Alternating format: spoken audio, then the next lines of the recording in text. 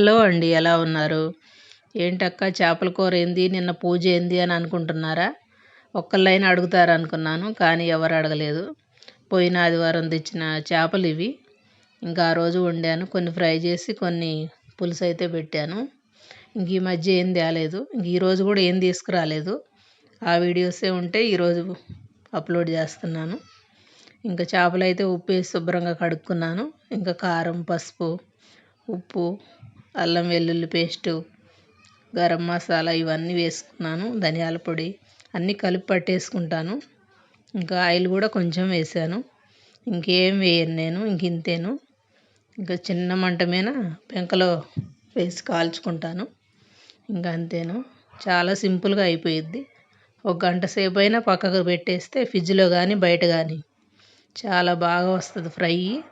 Video నచ్చితే చిన్న like ఇవ్వచ్చు కదా.